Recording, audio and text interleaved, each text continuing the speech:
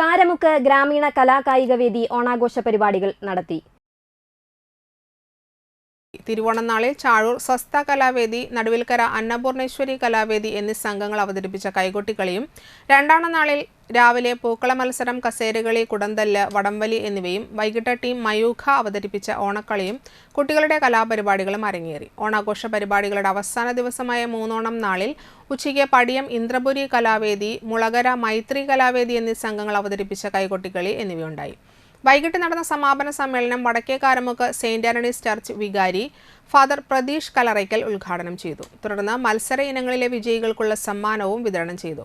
ചിന്തുപാട്ട് കലാകാരി ഹൃദ്യ ശലീൽ മുഖ്യാതിഥിയായിരുന്നു. ഗ്രാമത്തിലെ നവകവി VS പ്രദീപിന് സ്നേഹാദരം നൽകി ആദരിച്ചു. പരിപാടികൾക്ക് രക്ഷാധികാരികളായ CA Murali, VK Sudevan, TS Rajan, Stephen Neelankavil, ഗ്രാമീണ കലാകായികവേദി president PN Nithin, secretary CM Shyam, treasurer AS Amal, joint സെക്രട്ടറിമാരായ VJ Adidevan, vice president Sivasankaran എന്നിവർ നേതൃത്വം നൽകി.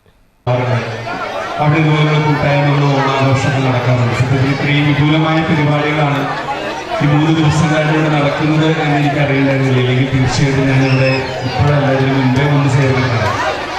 അത് വലിയ മിസ്സിംഗായിട്ട് തോന്നുന്നു. ഇനി അടുത്തൊരു വർഷം ഇവിടെ ഉണ്ടെങ്കിൽ തീർച്ചയായിട്ടും ഇവിടെയുള്ള പരിപാടികൾക്ക് കൂടുതൽ പങ്കെടുക്കാനായിട്ട് വരാം എന്നതൊരു വലിയ സന്തോഷം ഞാൻ അറിയിക്കുകയാണ്. 38 വർഷമായിട്ട് ഇങ്ങനെ ഒരു പ്രസ്ഥാനം ഓണാഘോഷത്തോടനുബന്ധിച്ച് മറ്റ് ഉത്സവങ്ങളോടൊക്കെ അനുബന്ധിച്ച് ഇങ്ങനൊരു വലിയ കൂട്ടായ്മയുടെയും സൗഹൃദത്തിൻ്റെയും ഒരു വേദി ഒരുക്കുന്നു എന്നുള്ളത് തന്നെയാണ് ഏറ്റവും വലിയ വിജയം.